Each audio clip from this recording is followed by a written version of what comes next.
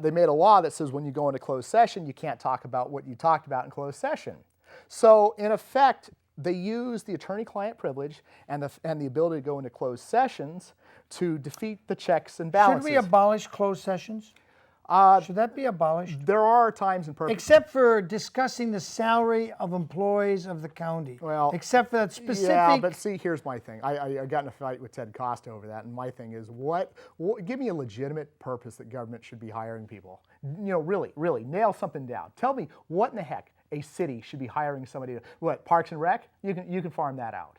Most every job you can do that you can name, even the police. So you're saying there should be no executive session, I really, closed session. Yeah, okay, you know, but that's what you're saying. Yeah, and you know, like I agree with you. We should get rid of the closed sessions, everything, and we should go to the same thing. No more sidebars in court. Oh gosh, I was down. You watch those and it's embarrassing. I've been down covering the wrongful death lawsuit of Michael Jackson by Katherine Jackson and his 3 children. And Ansich Entertainment Group, A.E.G. Live, is being sued for $40 billion. Big ones. Now, I don't think she's going to get $40 billion, but who knows? My point is, I watched this guy who's he had a CPA degree. He's been working in this industry for years and years, Mike. Years and years. He worked for promoting other tour groups. He was a marketer and then a promoter, and now he works for A.E.G. His name is Paul Gondaweir. And he got dragged in because the contract specialist for A.E. Live, who admitted on the witness stand he made many mistakes in the Michael Jackson contract. There were many mistakes. And in the final end, he leaves it to his assistant to fix the mistakes and send it to Dr. Conrad Murray. Wow. He lets his assistant do that, who's not a lawyer, never was a lawyer. And let me guess, they covered it all up in a Well, sidebar. they tried to cover it up, Mike. They really tried. So Trell starts saying, I don't know this, and well, isn't this your email to your assistant? Didn't you tell her to send this to Dr. Conrad Murray? I don't remember sending that email, but my name's on it. Then he drags in Paul Gondaweir, who's the CPA, he's the bag money. He's the money bag money. The bag man? Yeah, the bag money guy. He takes the money and makes sure these tour things, by his own admission, I get the show on the road no matter what it takes. Even if we have to read the riot act of Michael Jackson and tell him you will show up for rehearsal so we can get you on tape. Just in case you die, we can market this is it because we'll have you on tape. Yeah. This guy sits there and they show him email after email and he says, I don't recall.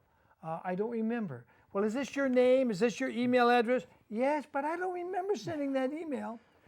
A day or two later, same Paul Gondaweir remembers names and details of shows he promoted. Jerry Garcia, the Grateful Dead, before he joined A.E. Live. He remembers a guy named Ron Nance. He remembers from 30, 40 years ago.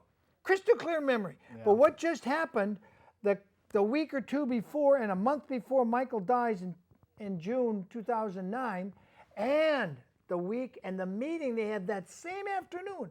Attorneys fly in from Atlanta, Georgia. I don't know how they knew Michael was going to die, so all these attorneys could come together within hours. They're meeting in John Branca's office.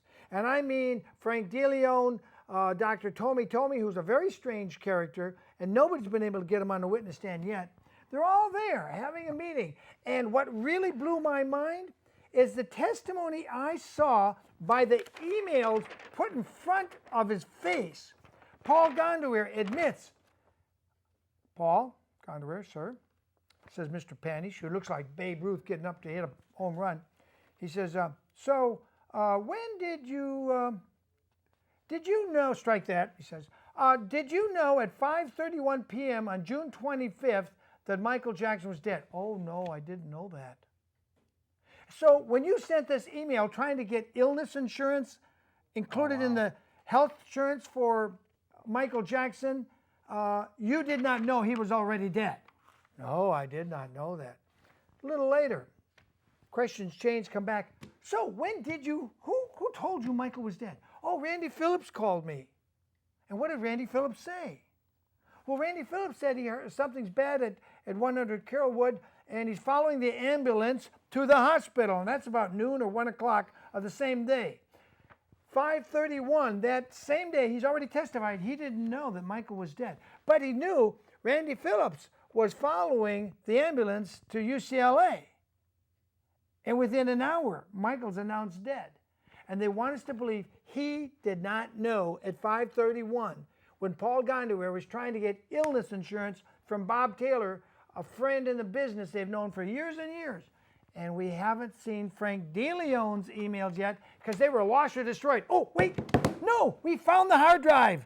By God, A.E.G just simply forgot to tell you that Frank DeLeon's attorney, John Mason in L.A., had a complete copy of the hard drive. We didn't have to go to Pennsylvania looking for a lost computer. It was right here in L.A.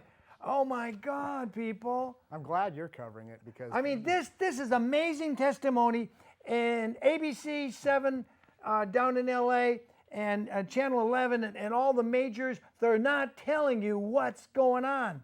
That's why I've been blogging it on my Facebook, and I have some video, but I don't have it ready to show you tonight. I'm sorry. I apologize, but I've been 5 days a week covering this thing down there, and that's 150 miles from where we do this show in Santa Maria. Yeah. But I told Catherine when she came out of the hallway, Catherine, you have won today. I think that was Wednesday last week.